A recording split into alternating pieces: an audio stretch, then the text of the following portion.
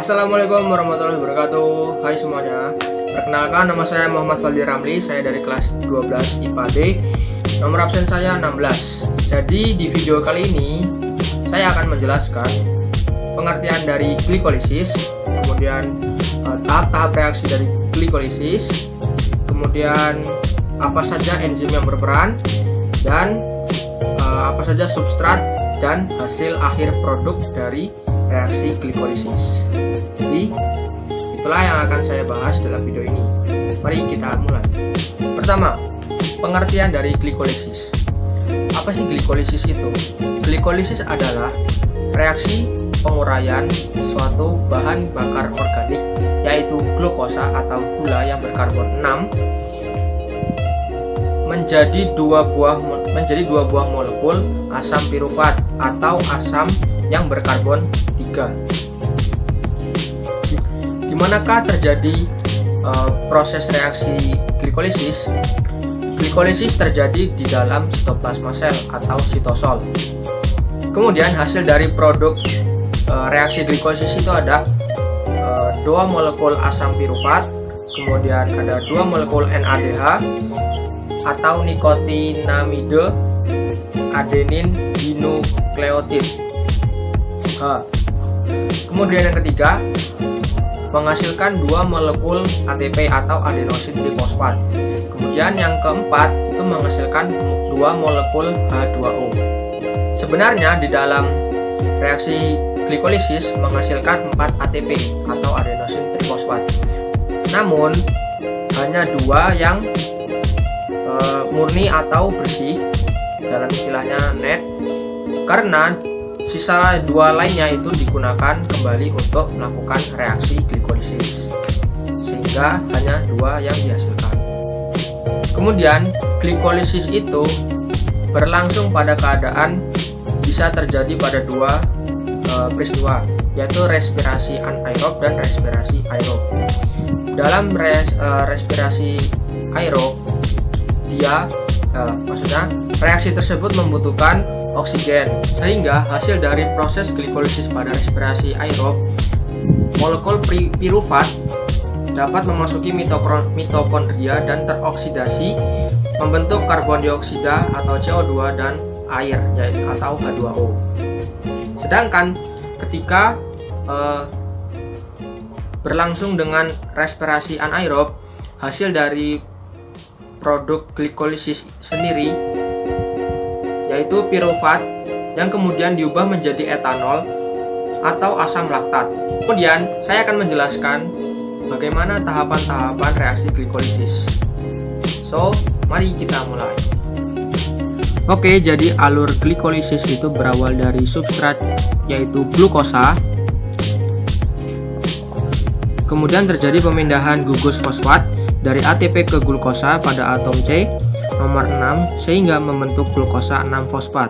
Senyawa ini akan memperoleh energi bebas dari penguraian ATP menjadi ADP dengan bantuan enzim heksokinase. Jadi ini ada glukosa kemudian dibantu oleh enzim heksokinase.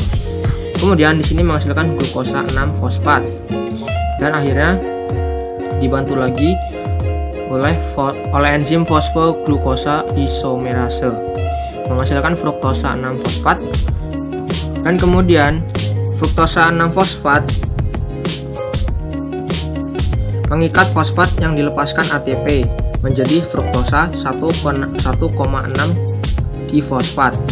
Senyawa ini mendapat energi bebas dari penguraian ATP menjadi ADP untuk kedua kalinya. Kemudian di proses ini fruktosa 1,6 difosfat dibantu oleh enzim isomerase atau aldolase dipecah menjadi 2 bagian, yaitu dihidroksiaseton dan fosfat dan gliseraldehida 3-fosfat. Nah, di sini gliseraldehida 3-fosfat itu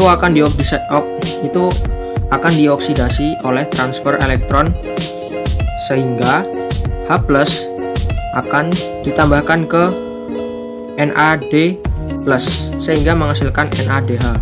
Kemudian Sama juga halnya pada dihidroksiaseton fosfat. Akan ditransferkan elektron H+ sehingga NAD+ akan menghasilkan NADH, berubah menjadi NADH. Kemudian selanjutnya gugus fosfat ditransferkan ke ADP sehingga menghasilkan ATP. Sementara itu, gula berubah menjadi 3-fosfogliserat. Ini. Kemudian enzim fosfogliseromutase ini ya merelokasi atau memindahkan gugus fosfat sehingga terbentuk 2-fosfogliserat atau 2-PG. Kemudian enzim enolase akan membentuk ikatan ganda dalam substrat dengan cara mengekstraksi molekul air membentuk fosfoenol pirufat ya. Kemudian reaksi terakhir glikolisis ini menghasilkan ATP yang awalnya ADP menjadi ATP, sehingga fosfoenol pirufat atau PEP ini akan berubah menjadi asam pirufat yang beratom 3C dengan dibantu oleh enzim pirufat kinase. Oke, jadi sekian penjelasan tentang tahap-tahap alur reaksi glikolisis. Oke, sekian penjelasan tentang glikolisis yang dapat saya sampaikan. Semoga bermanfaat dan memberikan pengetahuan lebih tentang materi biologi katabolisme di kelas 12 ini. Oke, saya mohon maaf apabila ada kesalahan kata yang saya ucapkan. Oke, saya akhiri. Sekian dari saya. See you and have a nice day.